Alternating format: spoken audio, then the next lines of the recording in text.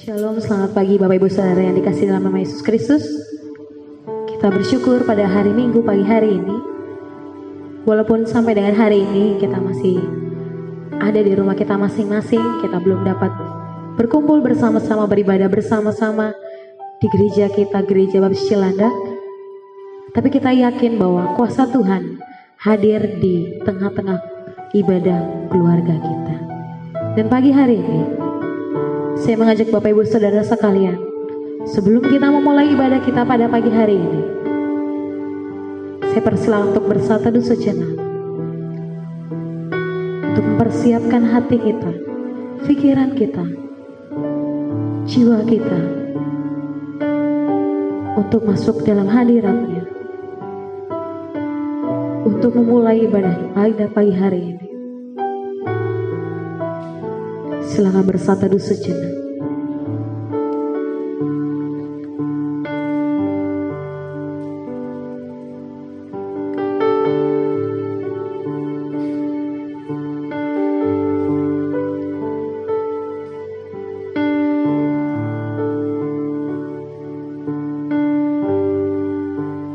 Seperti dalam firman-Nya, Mazmur pasal yang ke-100 ayat 2 dan 3.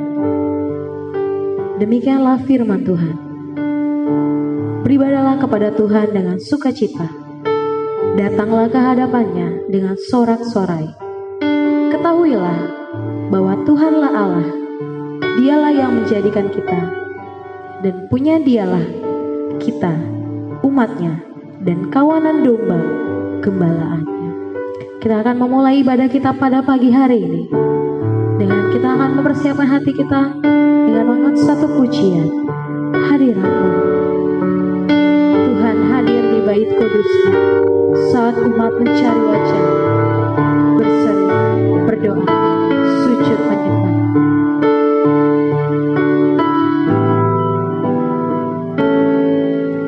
Tuhan hadir di bait kudus-Nya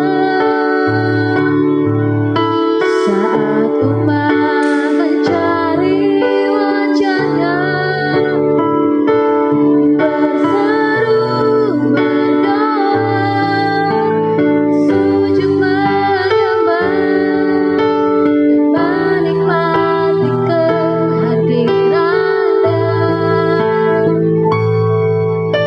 Tuhan mau datang.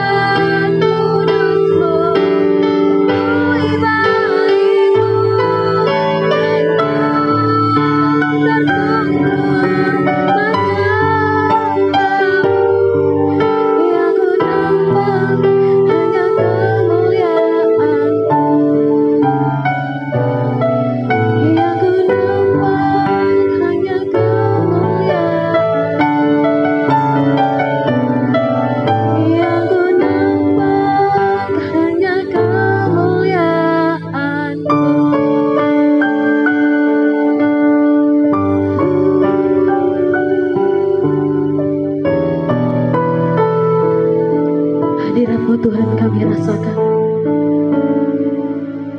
Dan pada pagi hari ini Tuhan, kami mau datang bersama dengan keluarga kami. Kami mau datang bersama dengan saudara-saudara sekalian kami dari rumah mereka masing-masing Tuhan. Kami mau sujud di hadapan-Mu Bapa. Kami mau bersyukur Tuhan. Sampai hari ini Tuhan, kami masih boleh menikmati hadirat-Mu. Kami masih boleh menikmati anugerah-Mu Tuhan. Walaupun saat ini kami tidak dapat berkumpul bersama dengan sanak saudara kami. Kami tidak dapat berkumpul dengan saudara-saudara seiman kami Tuhan, untuk beribadah bersama-sama. Tapi Tuhan, kasih-Mu, kuasa-Mu, kami rasakan di setiap rumah kami masing-masing Bapa. Berkati ibadah kami pada pagi hari ini Tuhan. Urapi setiap anak-anak-Mu, setiap keluarga-keluarga kecil-Mu Tuhan, yang saat ini sedang datang dan sujud menyembah-Mu. Juga kami berdoa bagi hamba-Mu. Juga berdoa bagi teman-teman kami yang melayani. Tuhan berkati. Berkati ibadah kami pagi hari ini Tuhan. Semua hanya kami berikan hanya untuk kemuliaan bagi nama-Mu saja, Yesus Kristus. Terima kasih Tuhan. Haleluya. Amin.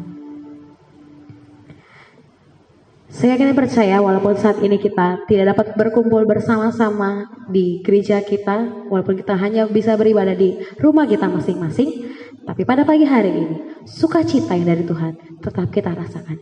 Karena Tuhan Yesus begitu amat sangat baik bagi kita semua. Kita akan kembali angkat pujian sukacita kita pada pagi hari ini. Betapa baiknya Engkau Tuhan, kasih-Mu tidak berkesudahan. Bapak Ibu Saudara di rumah boleh sambil bersukacita bertepuk tangan bersama dengan keluarga.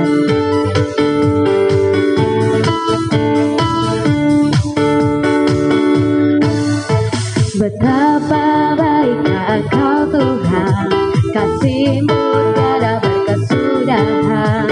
Betapa mulia kasih-Mu Yesus, jiwaku diselamatkan. Betapa baiknya Engkau Tuhan, kasih-Mu tiada berkesudahan. Betapa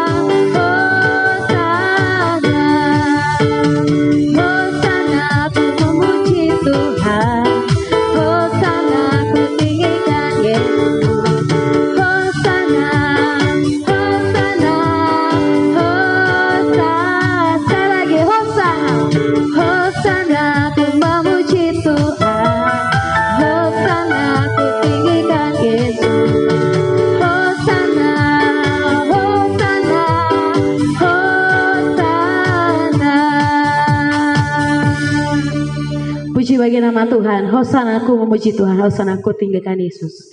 Kita bersyukur pagi hari ini kita boleh terus bersuka cita di dalam keadaan yang baik di rumah kita masing-masing. Tiba saatnya kita akan siapkan hati kita untuk menerima sabdanya, untuk kembali diperbarui, kembali belajar lagi tentang kebenaran firman Tuhan yang akan disampaikan oleh hambanya Bapak Andreas Haryono. Sebelum itu saya mengajak Bapak Saudara sekalian untuk mempersiapkan diri kita masing-masing di rumah kita masing-masing. Kita akan menerima sabdanya yang ajaib. Sebelum itu kita akan nyanyikan satu pujian kita. Jangan aku dilalui, aku berseru, orang lain Tuhan singgahi, jangan terus lari.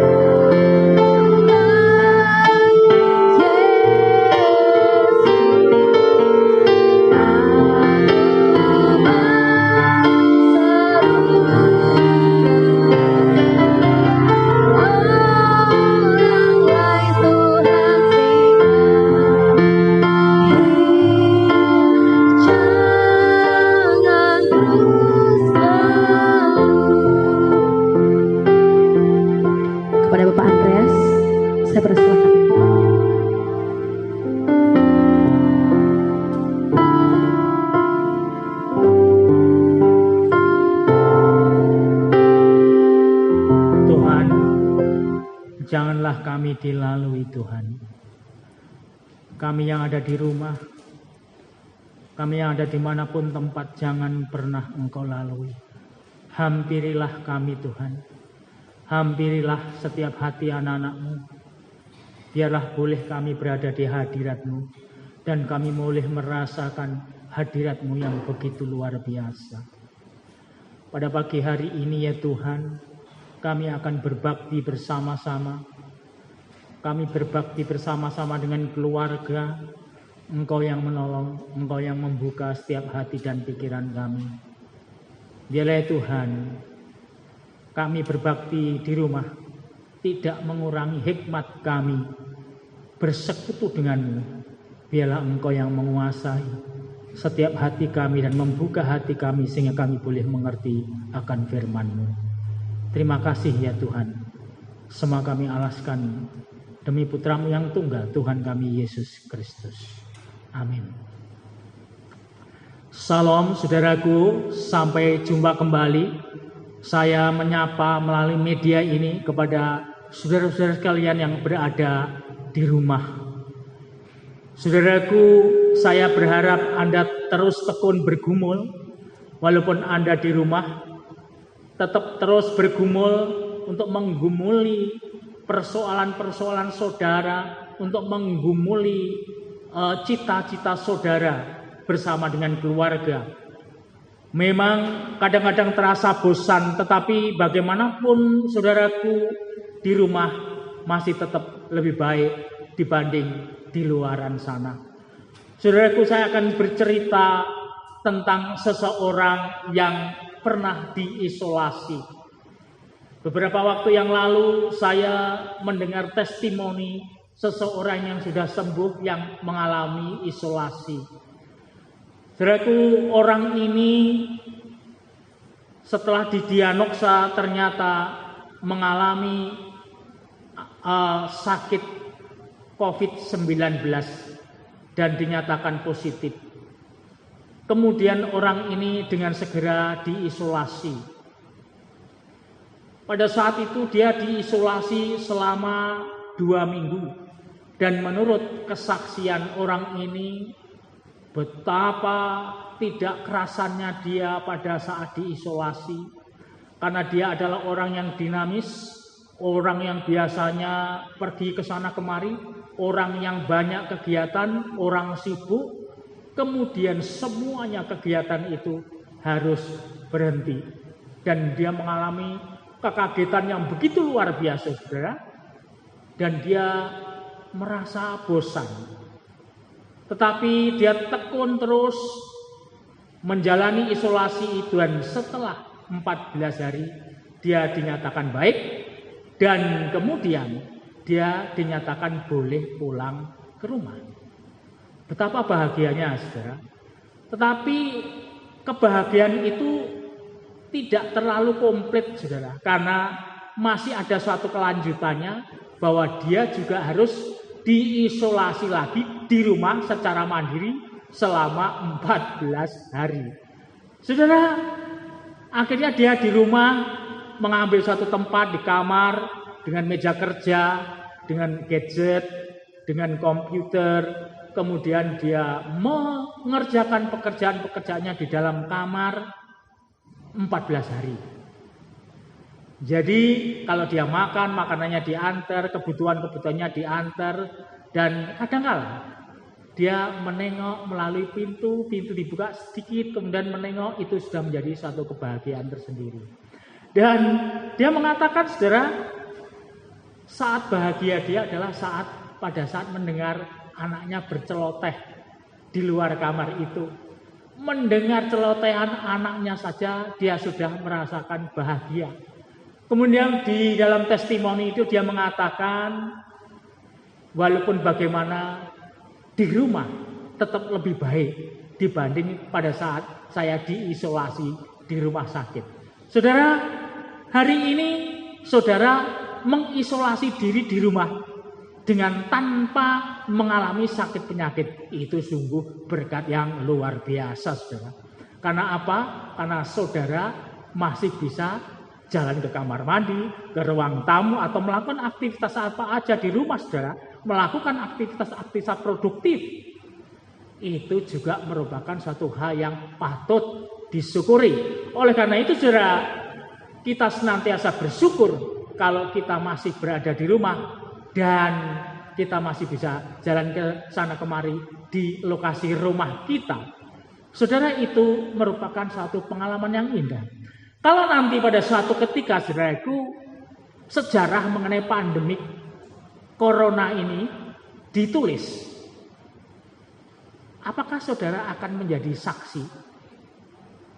Apakah saudara akan menjadi saksi mata atau saksi hidup atau saksi ahli? Saudara, orang yang bercerita tadi adalah orang yang menjadi saksi hidup. Dia tidak hanya sekedar saksi mata, tapi dia menjadi saksi hidup karena dia mengalami sakit itu dan dia mengalami pergumulan di dalam sakit itu pada masa-masa COVID-19 ini berkecamuk. Saudara-saudara, menjadi saksi ini penting karena kesaksian ini sungguh akan memberikan suatu cerita tersendiri pada saat badai itu berlalu. Saudara sekalian, demikian juga kita sebagai anak-anak Tuhan, oleh Tuhan sendiri kita ditunjuk untuk menjadi saksi-saksi. Saksi akan apa yang kita perjuangkan. Saksi apa yang Yesus Kristus lakukan. Saksi akan bagaimana kita di dalam mengiring Kristus. Tapi saudaraku sekalian, menjadi satu pertanyaan bagi kita, apakah kita menjadi saksi ahli yang sekedar hanya bisa menganalisis, atau kita menjadi saksi mata yang hanya sekedar melihat suatu kejadian-kejadian, atau kita saksi hidup? Saudara-saudara, nampaknya Tuhan juga memberi kesempatan kepada anak-anaknya untuk bisa menjadi saksi hidup di dalam setiap perjuangan mereka untuk mengiring Tuhan Yesus. Saudara, mari kita akan buka Kisah Para Rasul pasal 1 ayat 1 sampai dengan 5. Saya akan membacakan untuk saudara. Kisah Para Rasul 1 ayat 1 sampai 5. Roh Kudus dijanjikan. Hai Theophilus, dalam bukuku yang pertama aku menulis tentang segala sesuatu yang dikerjakan dan diajarkan Yesus. Sampai pada hari ia terangkat, sebelum itu ia telah memberi perintahnya oleh Roh Kudus kepada rasul-rasul yang dipilihnya. Kepada mereka yang menunjukkan dirinya setelah penderitaannya selesai. Dan dengan banyak tanda ia membuktikan bahwa ia hidup. Sebab selama 40 hari ia berulang-ulang menampakkan diri dan berbicara kepada mereka tentang kerajaan Allah. Pada suatu hari ketika ia makan bersama-sama dengan mereka, ia melarang mereka meninggalkan Yerusalem dan menyuruh mereka tinggal di situ menantikan janji Bapa. Yang demikian katanya, telah kamu dengar daripadaku, sebab Yohanes membaptis dengan air, tetapi tidak lama lagi kamu akan dibaptis dengan Roh Kudus. Demikian firman Tuhan. Saudara-saudaraku, setelah Yesus Kristus mempurnakan tugasnya dan kemudian Yesus Kristus dibangkitkan oleh Allah Bapa, maka masih ada suatu periode yang cukup panjang Yesus bersama-sama dengan muridnya. Saudara, ada dua pengalaman yang diberikan oleh Tuhan kepada murid-murid Tuhan. Pengalaman pertama adalah pengalaman murid-murid Tuhan mengiring Yesus sebelum Yesus disalib. Dan Tuhan, Bapa kita yang di surga, masih memerlukan untuk memberi pengalaman kepada murid-murid Tuhan Yesus untuk bersama-sama dengan Dia setelah kebangkitannya. Kurang lebih selama 40 hari lamanya. 40 hari itu Yesus hidup bersama-sama dengan mereka, berbincang-bincang dengan mereka, makan bersama dengan mereka. Ini adalah satu pengalaman yang istimewa. Ini adalah satu pengalaman yang indah. Ini adalah satu pengalaman yang tidak setiap orang pada saat itu memiliki. Dan Bapa Surgawi memandang perlu untuk memberikan pengalaman ini kepada murid-muridnya. Saudaraku, ada masa transisi pelayanan Yesus selama 40 hari. Dan tentunya Tuhan memiliki maksud terhadap apa yang oleh Bapa izinkan untuk bisa terjadi selama 40 hari itu. 40 hari Tuhan Yesus bertemu dengan murid-murid, bertemu dengan Petrus, bertemu dengan yang lain-lain. Dan selama 40 hari itulah Tuhan Yesus mengungkapkan hati Bapa kepada murid-muridnya. Saudara sekalian, selama 40 hari itu sebenarnya ada 3 hal yang Bapa ingin tunjukkan kepada murid-muridnya, kepada orang percaya pada saat itu melalui kehidupan Yesus selama 40 hari. Yang pertama, saudaraku, kalau kita melihat ayat yang ketiga, Bapa ingin menunjukkan kepada dunia, kepada murid-murid, bahwa Yesus itu adalah Yesus yang dibangkitkan. Yesus itu adalah Yesus yang hidup. Allah ingin menunjukkan kepada dunia bahwa yang disembah oleh orang-orang percaya itu adalah Allah yang hidup. Allah yang hidup, yang luar biasa, yang telah dibangkitkan olehnya. Saudara-saudara, banyak orang datang kepada benda-benda mati, pada Allah-Allah yang mati. Tetapi Allah ini, Allah Bapa kita, memberikan kepada kita orang percaya adalah Allah yang hidup. Saudara, kalau kita berharap kepada Allah yang hidup, maka kita bisa berharap banyak.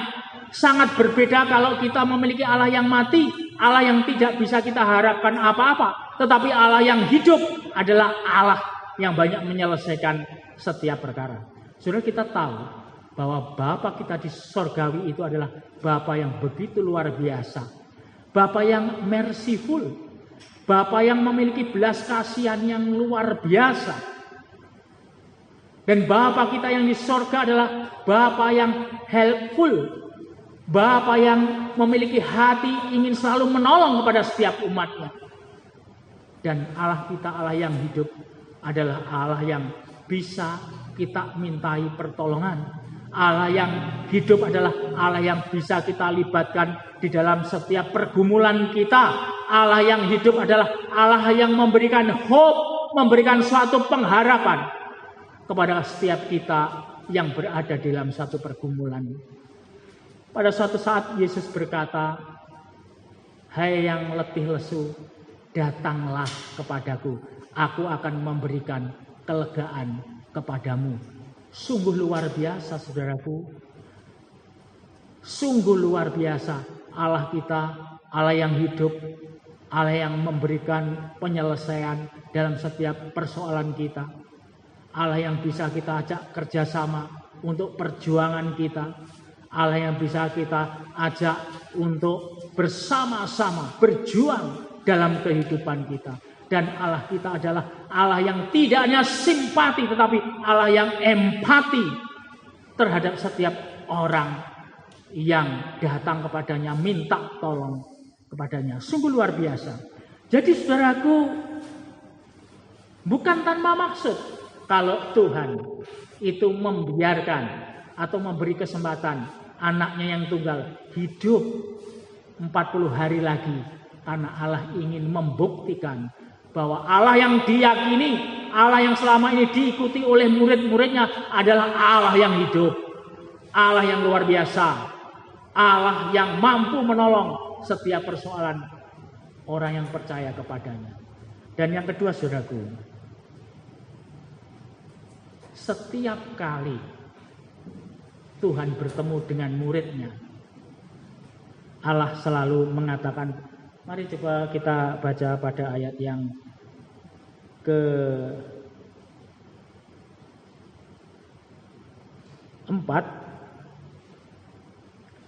Pada suatu hari ketika ia makan bersama-sama dengan mereka, ia melarang meninggalkan Yerusalem dan menyuruh mereka tinggal menantikan janji Bapa yang demikian. Telah kamu dengar daripadaku. Ini mari kita baca sebelumnya, saudaraku. Ayat yang ketiga. Kepada mereka ia menunjukkan dirinya setelah penderitaannya selesai, dan dengan banyak tanda ia membuktikan bahwa ia hidup. Sebab selama 40 hari ia berulang-ulang menampakkan diri dan berbicara kepada mereka tentang kerajaan Allah. Saudaraku, Tuhan Bapa kita yang di sorga ingin mengajak kepada setiap orang percaya untuk membangun kerajaan Allah. Saudaraku, Yesus berulang-ulang kali bertemu dengan murid-muridnya, dan dia selalu fokus. Yang menjadi concern, yang menjadi keprihatinan Yesus Kristus adalah tentang penderitaan manusia yang diintimidasi oleh berbagai macam persoalan, dibelenggu oleh dengan berbagai macam hal. Dan Tuhan Yesus ingin supaya setiap orang percaya untuk bisa pindah dari intimidasi itu masuk di dalam suatu kerajaan Allah. Dan ini yang menjadi concern, ini yang menjadi keprihatinan Yesus Kristus. Inilah yang menjadi fokus dari Tuhan kita, yaitu membangun kerajaan Allah di dalam orang-orang percaya. Saudara, kalau kita pernah belajar syarat-syarat mengenai terbentuknya sebuah negara atau kerajaan, yang pertama-tama adalah negara atau pemerintahan atau kerajaan itu memiliki wilayah. Saudara-saudara, wilayah bagi suatu negara itu penting. Karena negara tanpa wilayah, ya nggak ada negara. Oleh karena itu maka Tuhan menekankan kepada kita pada saat kita membangun kerajaan Allah, hal yang pertama harus kita sediakan yaitu wilayah. Di mana wilayah kerajaan Allah itu akan kita dirikan? Yang pertama adalah wilayahnya adalah wilayah dalam hati saudara, dalam hati saya, dalam hati setiap orang percaya. Maka setiap hati orang percaya harus diserahkan untuk dibangun kerajaan Allah, sehingga wilayah itu ada di dalam hati saya. Oleh karena itu maka saya menundukkan hati dan pikiran saya dan tubuh saya menjadi tempat untuk dibangun kerajaan Allah. Yang pertama adalah wilayah, saudara. Yang kedua adalah kepala pemerintahan. Jadi sebuah negara, entah itu bentuknya kerajaan, entah itu bentuknya republik, pasti ada kepala pemerintahan. Kemudian pada saat manusia membangun kerajaan Allah bersama dengan Tuhan, siapa kepala pemerintahannya? Kepala pemerintahannya tidak lain adalah Tuhan Yesus sendiri. Pada saat Tuhan Yesus Kristus itu kita jadikan raja di dalam hidup kita, maka Tuhan Yesus memiliki keleluasaan untuk memerintah hati kita, dan dia berkuasa terhadap hati, pikiran, dan tubuh kita. Kepala pemerintahan itu adalah Kristus. Kemudian saudara, terus bentuk pemerintahnya seperti apa? Undang-undangnya seperti apa, saudara-saudara? Saudaraku, undang-undangnya adalah firman Tuhan. The rule of law-nya adalah God's word. Jadi aturan mainnya adalah aturan main firman Tuhan. Pada saat firman Tuhan itu menjadi pegangan orang percaya untuk membangun kerajaan Allah, maka kerajaan Allah itu bisa dibangun tegak di dalam dirinya. Dan firman Tuhan itu, saudaraku, apa yang ditawarkan oleh firman Tuhan memang kadang-kadang sangat berbeda dengan apa yang ditawarkan dunia. Aturan main firman Tuhan itu memang sangat berbeda dengan aturan dunia. Bahkan kadang-kadang bersifat anomali, saudara. Kalau dunia mengatakan kalau engkau ingin menjadi besar, maka engkau harus memiliki basis yang besar. Tetapi firman Tuhan katakan, kalau kamu ingin menjadi besar, maka kamu harus melayani. Bahkan kadang-kadang firman Tuhan itu ada yang ekstrem. Kita diminta untuk mengasihi musuh kita. Oh, luar biasa, saudara-saudara. Dan itu semua adalah tidak sesuai dengan apa yang dikatakan oleh dunia. Tapi pada saat kita menempatkan itu sebagai rule of law, pada saat kita menempatkan itu sebagai undang-undang di dalam pembangunan kerajaan Allah dalam diri kita itu, maka semuanya itu akan menjadi berkat bagi kita. Saudaraku, syarat yang terakhir berdirinya sebuah negara adalah pengakuan. Saudara, pada saat Indonesia pertama kali merdeka, pada saat deklarasi itu diumumkan, Indonesia bisa dinyatakan sebagai sebuah negara kalau ada yang mengakui. Pada saat itu puji Tuhan, kemudian ada yang mengakui, India mengakui, ada beberapa negara mengakui, akhirnya sah menjadi negara Indonesia. Demikian juga saudara-saudara, kerajaan Allah yang kita bangun di dalam Tuhan itu akan menjadi satu kerajaan Allah yang sah apabila ada suatu pengakuan. Pengakuan dari mana? Pengakuan dari orang-orang di sekitar saya. Pada saat saya membangun kerajaan Allah dalam hidup saya, pada saat saya membangun kerajaan Allah di gereja saya, pada saat saya membangun kerajaan Allah di komunitas saya, pada saat saya membangun kerajaan Allah di tempat saya bekerja, pada saat saya membangun kerajaan Allah di sekeliling saya, maka kerajaan Allah itu memerlukan suatu pengakuan dari orang-orang di luar kerajaan itu.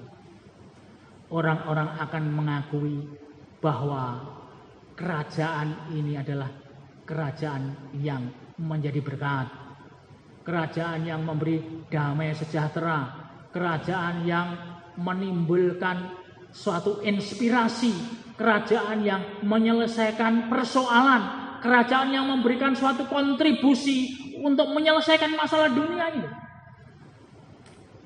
Saudara-saudara, itu kerinduan Tuhan. Maka Tuhan memerlukan untuk hidup 40 hari lagi, karena Tuhan ingin mengatakan kepada murid-muridnya untuk bersama-sama membangun kerajaan Allah, membangun orang-orang yang melayani Tuhan, membangun orang-orang yang setia kepada Tuhan, membangun orang-orang yang tunduk kepada firman Tuhan, membangun orang-orang yang bisa memberkati dunia ini. Saudaraku, sungguh indah, sungguh tidak sia-sia 40 hari bersama dengan muridnya. Tuhan tidak bosan-bosannya. Hari ini Tuhan juga mengajak kepada kita. Tuhan ingin mengajak kepada setiap jemaat di tempat ini untuk membangun kerajaan Allah. Mulai dari dirinya, mulai dari keluarganya, sehingga kita bisa menjadi berkat. Engkau akan menjadi berkat bagi saudara-saudaramu yang lain. Engkau akan menjadi berkat tetanggamu. Engkau akan menjadi berkat di lingkungan Anda berada. Dan indikatornya saudara, saudara akan diterima dengan sukacita di lingkungan di mana saudara berada. Yang ketiga saudara, pada ayat yang keempat tadi yang telah saya baca, Tuhan katakan, engkau tinggal saja di Yerusalem. Engkau tinggal saja di Yerusalem. Terimalah janji Bapakku.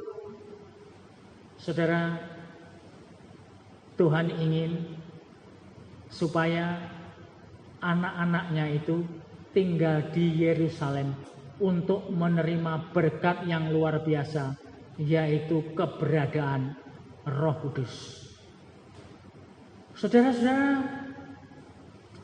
Yesus Kristus telah selesai menyelesaikan tugasnya. Dia sebagai seorang eksekutor. Dia telah mengeksekusi dosa dan dia telah menebus dosa itu di dunia ini. Maka tugasnya telah selesai. Tetapi Tuhan tidak ingin meninggalkan murid-muridnya sebagai yatim piatu. Maka Tuhan memerlukan untuk persiapan murid-muridnya. Dan murid-murid dipersiapkan oleh Tuhan supaya stay at home, stay di Yerusalem untuk menunggu curahan Roh Kudus. Mengapa saudara Roh Kudus ini begitu penting dari sudut pandang Tuhan? Karena Tuhan sebentar lagi sudah tidak berada di dunia ini. Jadi Tuhan tidak present di dunia ini. Oleh karena itu Tuhan perlu yang mereplace dia. Tuhan memerlukan pribadi yang menggantikan dia untuk menuntun orang-orang percaya membangun kerajaan Allah. Maka Tuhan katakan bahwa Bapa akan menjanjikan penolong kepada saudara. Tunggulah, tinggallah di Yerusalem. Dan ini ditekankan oleh Tuhan Yesus Kristus, saudara. Dan ini memberikan suatu arti bahwa kalau saya sudah tidak ada di bumi ini, maka akan ada pribadi lain yang akan menolong kamu, menyertai kamu, memberi kekuatan kepada kamu, sehingga engkau tetap tegak teguh di dalam membangun kerajaan Allah di dunia ini. Sehingga Roh Kudus berperan sebagai representasi Allah sendiri di dunia ini. Karena Roh Kudus ini begitu penting perannya. Saudaraku, kalau Tuhan Yesus Kristus secara fisik hanya seorang, tapi pada saat Roh Kudus yang dijanjikan itu datang, maka pribadi satu orang itu akan tergantikan dengan pribadi yang omnipresent, yang hadir di mana-mana, yang bisa menolong kepada kita, bisa menolong kepada setiap kita yang bergumul, bisa memberikan kekuatan dan bisa memberikan semangat kepada kita. Saudara-saudaraku, kerajaan Allah tidak mungkin hanya bisa dibangun oleh pemikiran-pemikiran manusia. Kerajaan Allah tidak hanya bisa dibangun oleh visi-visi pemimpin rohani, no. Tetapi kerajaan Allah itu hanya bisa dibangun oleh kehadiran Roh Kudus di dalam diri para pemimpin-pemimpin gereja, saudara-saudara. Sehingga visi yang dijalankan bukan visi dari manusia, tetapi visi Bapa melalui pemimpin-pemimpin gereja yang dipimpin oleh Roh Kudus. Visi dari Tuhan melalui keluarga-keluarga yang dipimpin oleh Roh Kudus. Sehingga pembangunan kerajaan Allah menjadi suatu tujuan yang benar di hadapan Allah. Karena Roh Kudus sendiri yang mengerti hati Bapa. Roh Kudus sendiri yang mengerti bagaimana hati Bapa dan kehendak Bapa di dalam kehidupan manusia. Sehingga saudaraku, pada saat kita berkeluarga, pada saat kita bergereja, pada saat kita berkomunitas untuk membangun kerajaan Allah, maka Tuhan ini melibatkan Roh Kudus sebagai pemimpin yang utama. menempatkan visi Tuhan sebagai tempat yang utama. Saudara-saudaraku, sehingga pembangunan kerajaan Allah itu menjadi lebih cepat dan lebih besar, yang dimulai dari keluarga saat ini. Saudaraku, saat inilah saat yang paling baik bagi kita.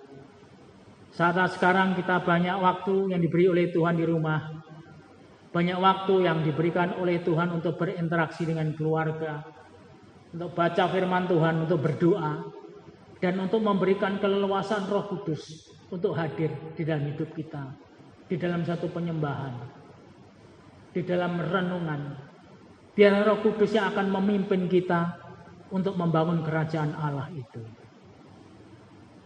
Dan pada saat kerajaan Allah itu hadir di dalam setiap keluarga, maka itu menjadi berkat yang begitu luar biasa.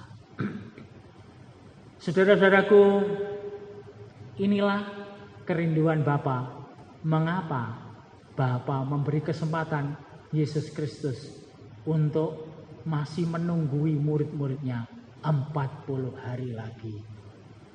Dan inilah kesempatan bagi kita untuk bersama-sama membangun kebersamaan kita, membangun kerajaan Allah yang dimulai dari diri kita sendiri, dari keluarga kita, dari seluruh anggota rumah tangga kita. Melalui unit-unit kecil inilah Tuhan ingin membangun setiap hati, sehati mengasihi Dia. Dan akhirnya saudara-saudaraku, dari keluarga-keluarga kecil ini, keluarga yang telah diubahkan oleh Tuhan ini, itu akan menjadi gelombang yang besar bagi berkat di dunia ini. Dan ini adalah kesempatan bagi kita. Ambillah kesempatan itu, jangan Anda lewatkan. Mungkin kesempatan ini tidak hadir 2 kali. Sepanjang sejarah saya hidup, orang kerja di rumah ya baru kali ini. Sepanjang saya hidup, orang boleh mengerjakan pekerjaan di rumah, dan malah orang disuruh di rumah.